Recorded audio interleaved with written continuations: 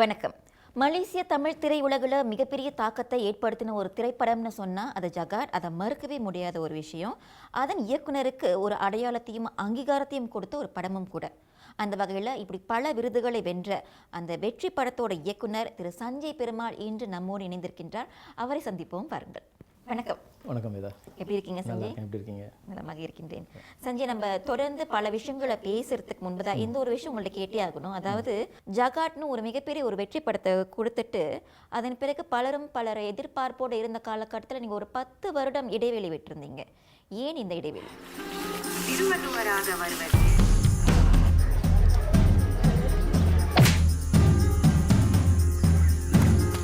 Best எல்லாம் விற்று நம்மளும் எடுத்துட்டு கொண்டு வந்துட்டாங்க. கடைசி மிஞ்சினது சுடுகாடு மட்டும் தான். இடைவெளி வந்து நம்ம பிளான் பண்ணல ஆக்சுவலி. இன்ஃபேக்ட் ஜகாட் முடிஞ்ச விட இமீடியட்லி ஒரு ப்ராஜெக்ட் செய்யணும்னு சொல்லிட்டு தான் ஒரு மலாய் படம், அந்த ஜெராந்தூட் நினைவுகள் அப்படின்னு ஒரு சீரீஸ் வந்தது. அதை வந்து மலாயில் அடாப்ட் பண்ணலாம் அப்படிங்கிற ஒரு வேலையில் தான் நம்ம இறங்கணும். அதுக்கான ஒரு பெரிய ஸ்டூடியோலாம் ஃபண்ட் பண்ண பேக்கப் பண்ணதுக்கு எல்லாம் ரெடியாக இருந்தாங்க. ஆனால் அந்த ஸ்கிரிப்ட் டெவலப் பண்ணும்போது எனக்கு பர்சனலாக வந்து அது மெயின் ஸ்ட்ரீம் சினிமாவாகவும் இருக்கணும், ஜனரஞ்சக சினிமாவும் இருக்கணும், அது நான் செய்யக்கூடிய என்னுடைய சினிமாவாக இருக்கணும். அப்படிங்கிற அந்த பேலன்ஸ் வந்து என்னால் ஸ்ட்ரைக் பண்ண முடியல. அப்போது நம்ம என்ன பண்ணோம்னா, சரி அதை வந்து ஒரு பிரேக், அந்த ஸ்கிரிப்டுக்கு ஒரு பிரேக் கொடுத்துட்டு மற்றதை பண்ணலாம் சொல்லிவிட்டு நான் இன்னும் ஒரு 4 ஸ்கிரிப்ட் கிட்ட ஒர்க் பண்ணேன். இன்னும் ஒரு 3 ஸ்கிரிப்ட் அப்படியே இருக்குது, செய்யாமல் இருக்குது. அதுக்கப்புறம் தான் மாச்சாய் ப்ளூஸ் செய்யலான்னு பண்ணும்போது கோவிட் வந்தது. அங்கே ஒரு 2 வருஷம் போனது. அதுக்கப்புறம் அது முடிஞ்ச கையோட 2 படத்தையும் சேர்த்துட்டு பேக் டு பேக் வந்து ஜகாட்டும் மாச்சாய் ப்ளூஸ் 2யும் நாங்கள் பண்ணிட்டோம். இந்த மாச்சாய் ப்ளூஸ் அது அப்புறமா கொஞ்சம் பேசுறதுக்கு முன்பதாக சஞ்சய் பெருமாள் அப்படின்றவர் வெறும் இயக்குனர் மட்டும் கிடையாது, பன்முகம் திறன் கொண்ட நீங்க உங்களை பத்தி கொஞ்சம் சொல்லுங்க. பிரதானமாக நான் வந்து இயக்க தான் எனக்கு பிடிக்கும், டைரக்ஷன் தான் எனக்கு பிடிக்கும். ஆனால் எனக்கு இப்போதைக்கு அந்த எனக்கு ஒரு நல்ல ஸ்கிரிப்ட் ரைட்டர் என்னால் பார்க்க முடியாதனால நானே ஸ்கிரிப்ட் எழுத வேண்டிய கட்டாயத்தில் இருக்கிறேன். அதே நேரத்தில் நம்மளுடைய விஷனுக்கு ஏற்ற மாதிரி நம்ம சினிமா செய்யணும் அப்படின்னா நமக்கும் ஒரு ஃப்ரீடம், நமக்கு ஒரு செய்யறதுக்காக தான் ப்ரொடியூஸும் பண்ணக்கூடிய கட்டாயம் வந்துருச்சு. அதனால் வந்து இப்போதைக்கு டைரக்ஷன் தவிர்த்து ஸ்கிரிப்ட் ரைட்டிங், ப்ரொடியூசிங் பண்ணிக்கிட்டு இருக்கேன். இந்த 3 படத்துக்களுக்கும் நானும் ஒரு கோ ப்ரொடியூசர் தான். பட் இன் ஃபியூச்சர் வந்து என்னால் முடிஞ்ச அளவுக்கு வெறும் டைரக்ஷன் மட்டும்தான் செய்யணும்னு ஆசைப்பட்றேன். இப்போ ஜகாட் வந்து பார்த்தீங்கன்னா மிக விரைவில் வந்து பார்த்தீங்கன்னா தியேட்டருக்கு வந்து ரீரிலீஸ் வரப்போகுது. அதற்கு முன்பு தான் இந்த ஜகாட் உருவான பின்னணி தான் என்னது, அதன் உருவாக்குனீங்க, அதன் பிறகு வெளியீடு கண்டுச்சு, அது என்டையர் ஜேர்னியை கொஞ்சம் சுருக்கமாக நம்ம ரசிகர்களுக்காக சொல்ல முடியுமா? கண்டிப்பாக சொல்லலாம். ஏன்னா ஜகாட் நான் ஏன் செய்யணும்னு ஆசைப்பட்டேன் அப்படின்னா, நான் வளரும்போது பார்த்த சினிமா வந்து இந்தியா சினிமா பார்த்து வளர்ந்தோம் இல்லையா. அதுக்கப்புறம் வந்து வேறு Indonesian cinema, Chinese cinema, English ஹாலிவுட்லேருந்து வர படங்கள்லாம் பார்த்து வளர்ந்தோம்.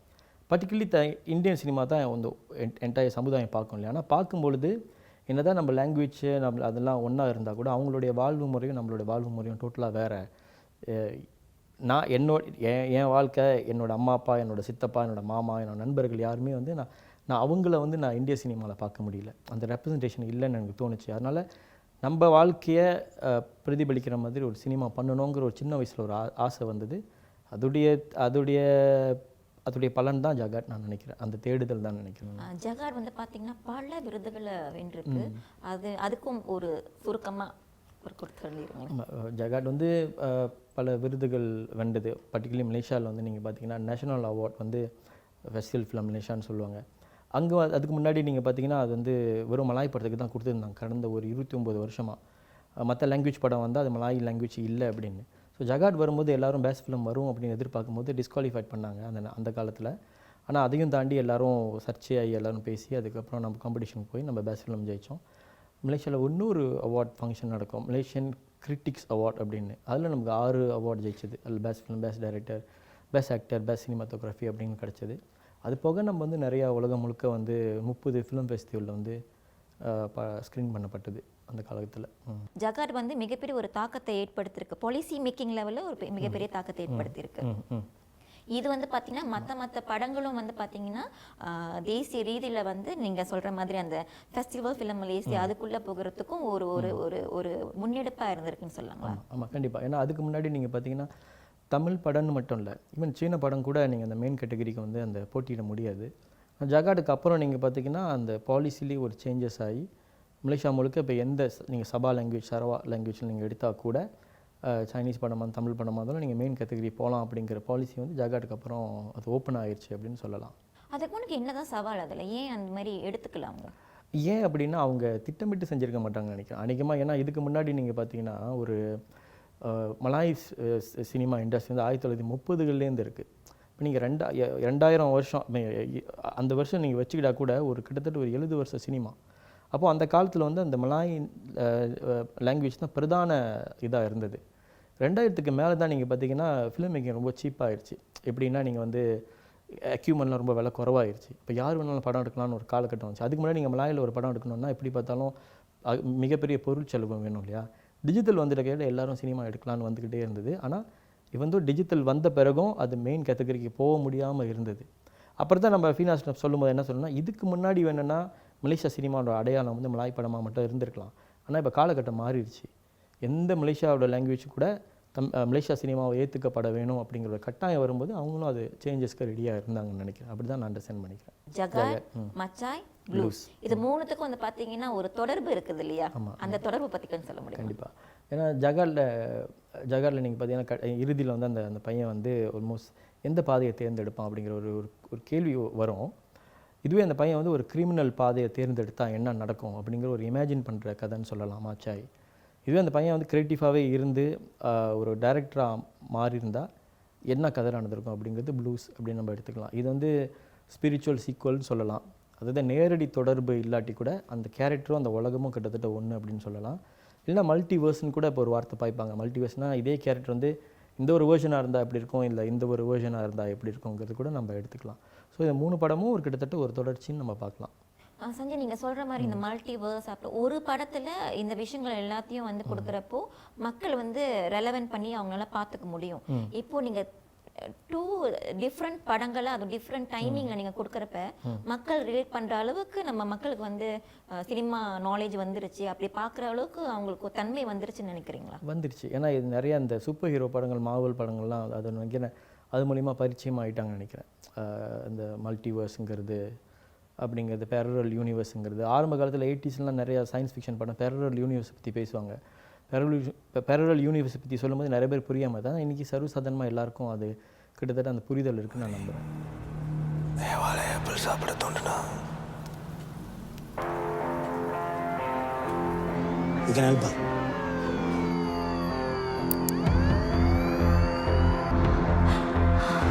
அவங்க சாம்பலாக்கி சாம்பல தெளிச்சு வரதான் நடத்திட்டோம். இந்த புது படங்களான மச்சாய் மற்றும் ப்ளூஸில் வந்து பார்த்தீங்கன்னா நடிகர்களோட எந்த அளவுக்கு இம்பேக்ட்ஃபுல்லாக நடிச்சிருக்காங்க, அவங்களோட ரோல் எந்த அளவுக்கு ரெலவெண்டாக ப்ளே பண்ணியிருக்காங்க as a director point of வியூவில் சொல்லுங்கள். ஜகாட் நீங்கள் பார்த்தீங்கன்னா முழுக்க நான் ஆக்டர்ஸ் வச்சு தான் எடுத்தது. அதில் 2 பேர் தான் வந்து ஏற்கனவே நடித்தவங்களை எடுத்திருப்போம். குபேன் அதுக்கப்புறம் சரா, அவங்க 2 பேர். கருணா கொஞ்சம் அப்போ நடிச்சுக்கிட்டு இருந்தார். மற்றவங்க எல்லாமே வந்து நான் ஆக்டர்ஸ். ஆனால் ப்ளூஸ்க்கு மாச்சாய்க்கு வந்து நான் வந்து முடிவு எடுத்துகிட்டு ஆக்டர் கூட தான் வேலை செய்ய போகிறோம், அதோடைய பரிணாமம் எப்படி இருக்குன்னு சொல்லிட்டு தான் முடிவு எடுத்தோம். ஸோ நம்ம என்ன பண்ணோன்னா ஸ்கிரிப்டும் டைரக்ஷனும் முதல் நிலையில் இருந்துச்சுன்னா 2வது வந்து ஆக்டருக்கு அந்த முன்னுரிமை கொடுத்தோம். அந்த 3வது தான் டெக்னிக்கலுக்கு அப்போ வச்சுருந்தோம். நம்ம ஏற்கனவே டிசைட் பண்ணது தான். நான் வேலை செய்கிற ஆட்கள் கூட நீங்கள் பார்த்தீங்கன்னா ரொம்ப சூஸியாக தான் ஒர்க் பண்ணுவேன். இவங்க கூட ஒர்க் பண்ணணும் அப்படின்னு சொல்லிட்டு நம்ம டெரராக நம்ம வந்து ஒரு காஸ்டிங் செஷனே ஒரு 5 மாதம் பண்ணோம். நிறைய பேர் காஸ்டிங்லாம் பண்ணி, சில பேர் வந்து நான் முடிவு பண்ணிட்டேன் இவங்க கூட தான் வேலை செய்ய போகிறேன், சில பேருக்கு வந்து காஸ்டிங்லாம் பண்ணி இவங்களுக்கு எல்லாருக்கும் வந்து ஒரு 2 மாதத்துக்கு முன்னாடி ஆக்டிங் ட்ரைனிங் பண்ணி ஒவ்வொரு சீனும் ரிஹர்ஸ் பண்ணி, இன்ஃபேக்ட் நம்ம என்ன கூட பண்ணோம் அப்படின்னா இவங்க ரிஹர்சல் பண்ண என்டையர் வீடியோவை எடிட் பண்ணி அது ஒரு படமாகவே நாங்கள் வச்சுருக்கோம். ஸோ அவங்க காமிக்கும் போது அவங்க நடிகருக்கு எல்லாருக்கும் தெரியும் இது தான் நடிக்க போகிறோம், இப்படி தான் நடிக்க போகிறோங்கிறது எல்லாருக்கும் ஒரு கிளாரிட்டி வந்துடும். அதுக்கேற்ற மாதிரி இந்த நடிகர் எல்லாமே எனக்கு தெரிஞ்ச அளவுக்கும் அவங்களால முடிஞ்ச த பெஸ்ட் தான் கொடுத்தாங்கன்னு நான் சொல்லணும்.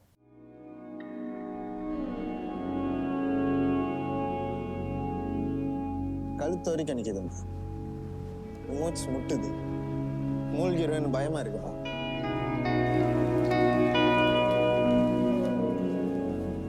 உடஞ்சி விழுற மரம் தான் ஆர்ப்பாட்டமாக சத்தம் போடுவேன்.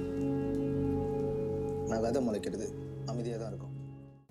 இப்போ சஞ்சய், நீங்கள் வந்து பார்த்தீங்கன்னா சில டைரக்டர்ஸ் வந்து பார்த்தீங்கன்னா ரொம்ப கெடுபடியாக இருப்பாங்க. எனக்கு இப்படி தான் வேணும்னா இப்படி தான் வேணும். ஈவன் ஷூட் பண்ணிட்ட பிறகு எடிட்டிங் டைமில் கூட அந்த சீன் அவங்களுக்கு அந்த அவங்க எதிர்பார்த்த அளவுக்கான தாக்கத்தை கொடுக்கறதுனா ரீஷூட் பண்ணுற அளவு கூட இருப்பாங்க. அப்படின்னு பார்க்குறப்ப நீங்கள் எப்படிப்பட்ட ஒரு டைரக்டர் அப்படின்னு நீங்கள் சொல்லுவீங்க? ரெண்டையும் சேர்த்துக்கலாம் கிட்டத்தட்ட.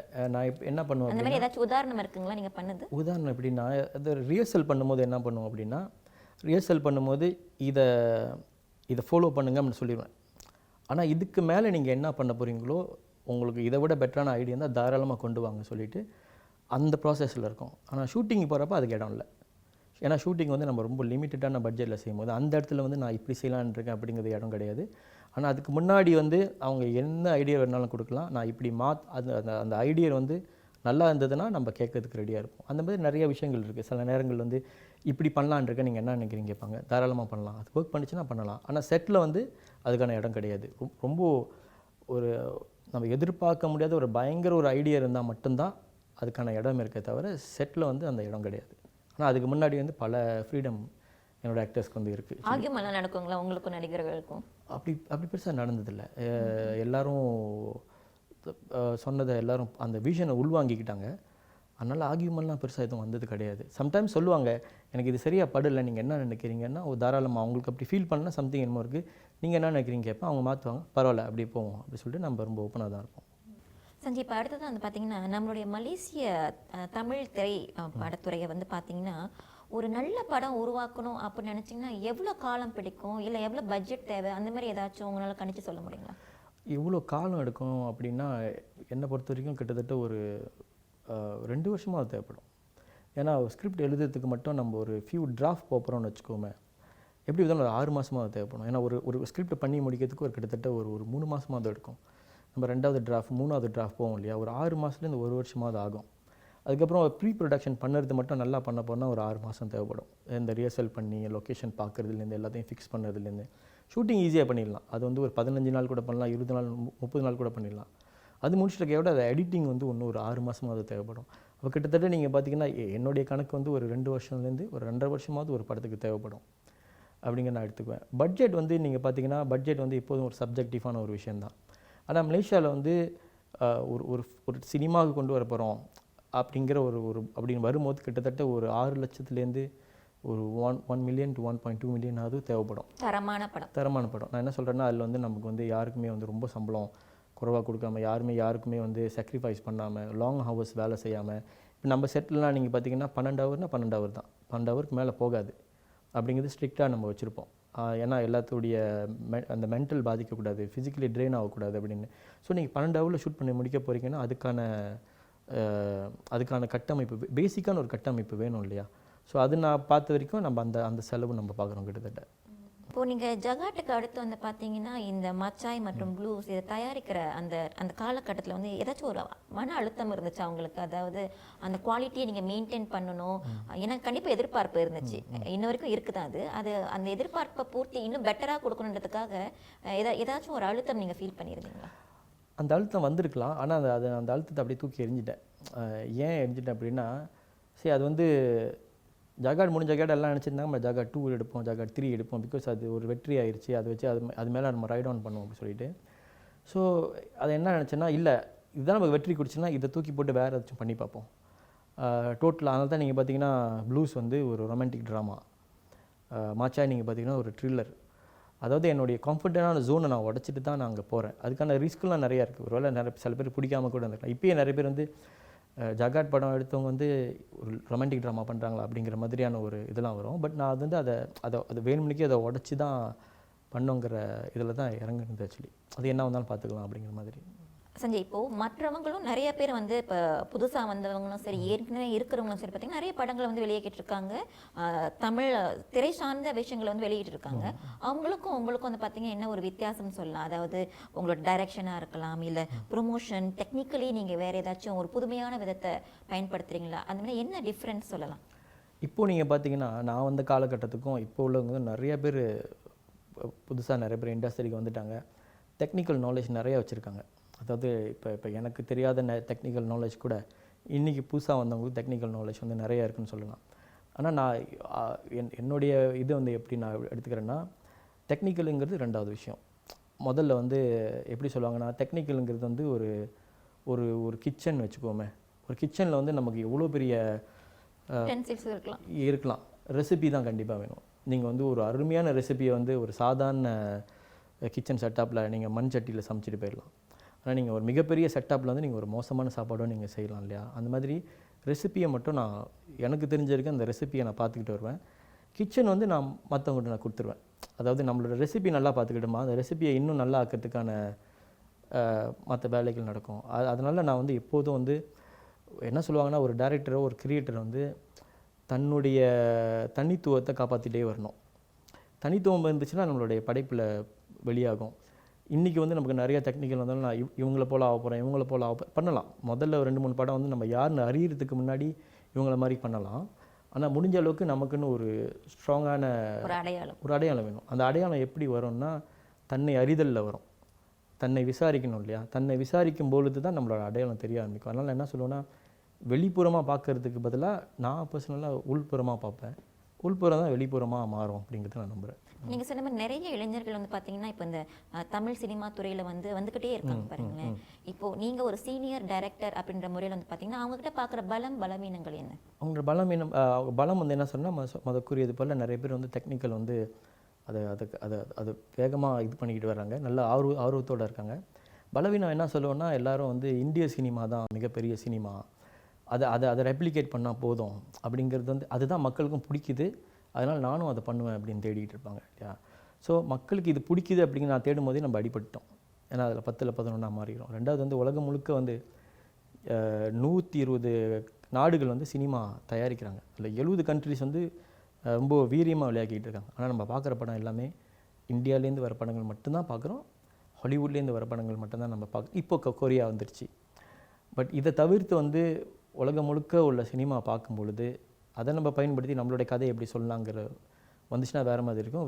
வெறும் தமிழ் சினிமாவை மட்டும் டிபெண்ட் பண்ணுறது தான் மிகப்பெரிய பலவீனமாக நான் பார்க்குறேன் இன்றைக்கி. இப்போ நீங்கள் சொல்கிற மாதிரி பார்த்தோம்னா, மலேசியாவில் வந்து பார்த்தீங்கன்னா நம்மளுடைய தமிழ் திரைத்துறை வந்து மிக அசாத்திய வளர்ச்சி அடையாத காரணம் வெளிநாட்டு படங்களோட தாக்க வரவுன்னு சொல்லலாங்களா? கண்டிப்பாக சொல்லலாம்.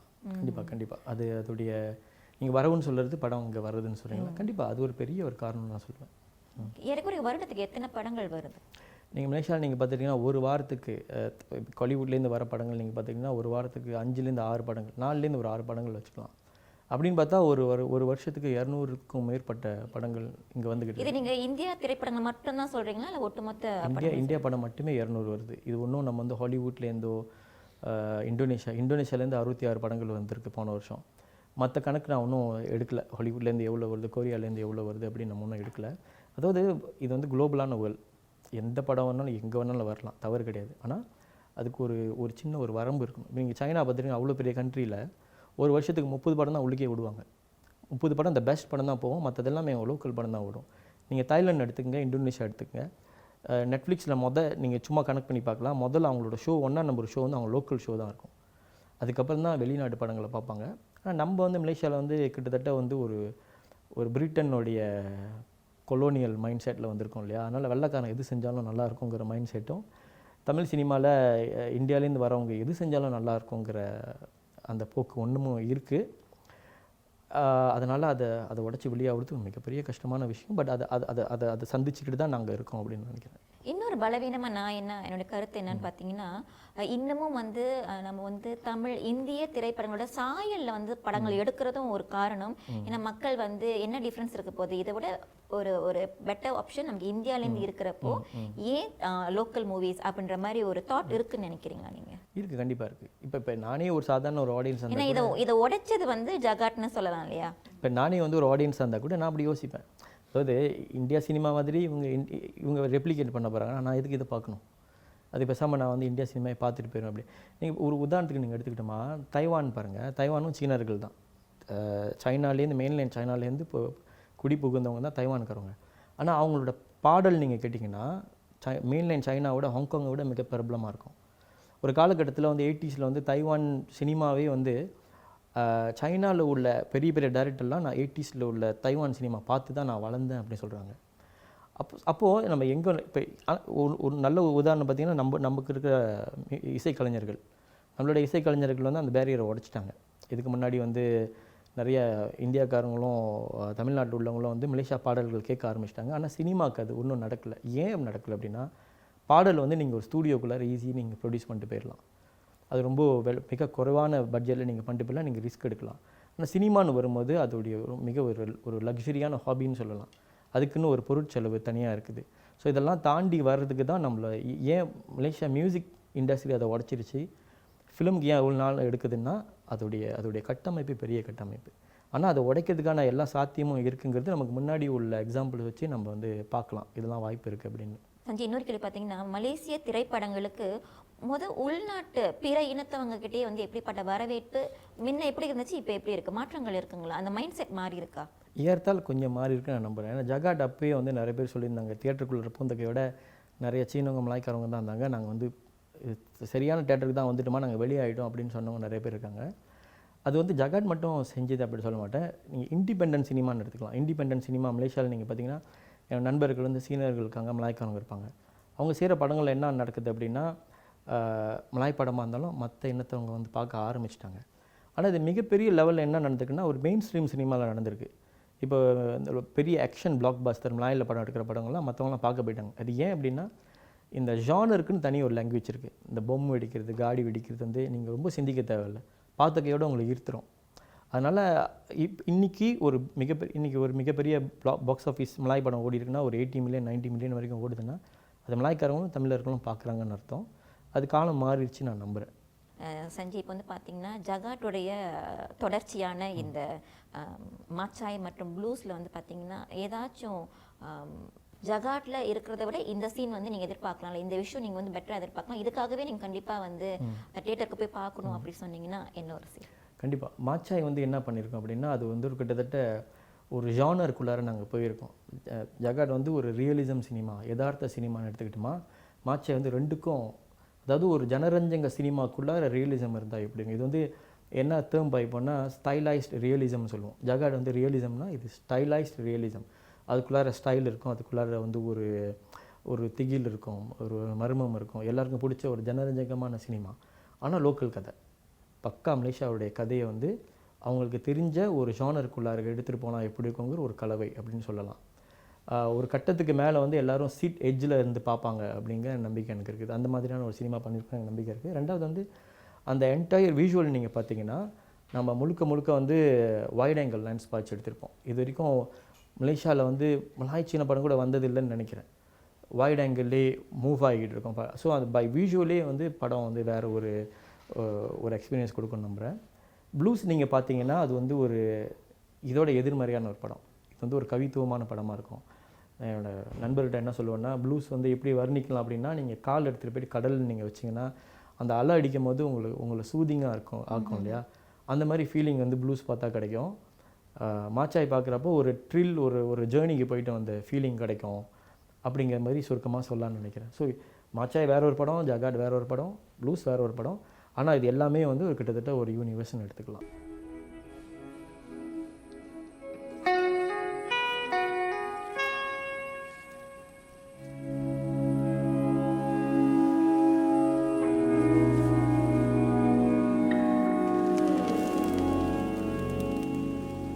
நேரான மரங்களை தான் முதல் வெட்டுவாங்க. ரொம்ப ஆர்வமாக இருக்குது இப்போ நீங்கள் சொல்கிறத கேட்குறதுக்கு. இப்போது சஞ்சய்க்கு வந்து பார்த்தீங்கன்னா ஒரு காமெடி ஜான்ரா படம் அந்தமாரி விஷயங்கள் வந்து எதிர்பார்க்கலாமா மக்கள் இதுக்கப்புறம் ஃபியூச்சரில்? எதிர்பார்க்கலாம். ஈவன் ப்ளூஸே கூட நீங்கள் பார்த்தீங்கன்னா அது ரொமான்டிக் ட்ராமா இருந்தாலும் அதுக்குள்ளார வந்து ரொம்ப பிளாக் காமெடின்னு சொல்லியிருப்போம், சட்டாயர் பண்ணியிருப்போம். இது வந்து ஒருத்தர் அழகாக ஃப்ரெண்ட் ஒருத்தர் ரொட்டர்டமில் வந்து எழுதியிருந்தார். ப்ளூஸ் அப்போ வந்து என்ன சொல்லியிருப்பேன்னா செட்டிரிக்கல் ரொமான்டிக் ட்ராமாக்குள்ளார ஒரு சட்டாயர் இருக்குது அப்படின்னு. மாச்சாயும் நீங்கள் பார்த்தீங்கன்னா அதுக்கான காமெடி எலமெண்ட்ஸ் இருக்கும். ஃபுல் காமெடி படம் கிடையாது, பட் அதுக்கான காமெடி எலமெண்ட்ஸ் வந்து இருக்க தான் செய்யும். ஃபுல் லெங்க்தாக காமெடி வந்து செய்யணும்னு பிளான் இருக்குது, பட் ஃப்யூச்சரில் கண்டிப்பாக. அப்போ சஞ்சய் கிட்ட வந்து பார்த்தீங்கன்னா நாட் ஓன்லி இந்த கொஞ்சம் சீரியஸான படம் கிடையாது, கண்டிப்பாக ஃப்யூச்சரில் ஒரு காமெடி ஜான்ராவில் கூட படம் எதிர்பார்க்கலாம். நாங்கள் உண்மையாக ரொம்ப ஆர்வமாக காத்துட்ருக்கோம். வணக்கம் மலேசியாவோட இவ்வளோ நேரம் வந்து பார்த்தீங்கன்னா ரீ ரிலீஸ், அதுக்கப்புறம் உங்களை பற்றிய பின்னணி, பிறகு வந்து பார்த்தீங்கன்னா ஃப்யூச்சர் படமான மாச்சாய் மற்றும் ப்ளூஸ் பற்றி நிறைய தகவல்களை வந்து பகிர்ந்து கொண்டீங்க. கண்டிப்பாக மக்களே வந்து பார்த்தீங்கன்னா மிகப்பெரிய எதிர்பார்ப்பை கொடுத்த ஒரு ஜகாட் திரைப்படத்துக்கு அப்புறம் திருப்பி சஞ்சய் பெருமாள் வந்து கம்பேக் கொடுத்துருக்காரு நம்மளுடைய மாச்சாய் மற்றும் ப்ளூஸ் திரைப்படத்துக்கு. கண்டிப்பாக போய் பார்த்து உங்களுடைய ஆதரவை வந்து நம்ம இந்த படத்துக்கு வந்து நம்ம கொடுக்கணும்னு கேட்டுக்கின்றோம். நன்றி.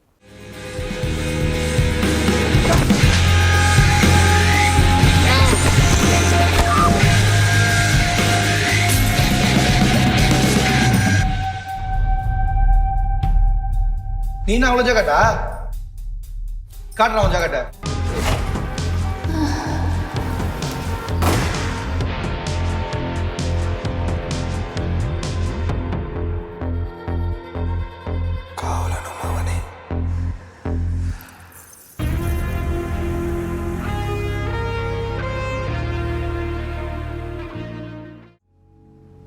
மூச்சு முட்டுது, மூழ்கிடுவேன்னு பயமா இருக்குப்பா.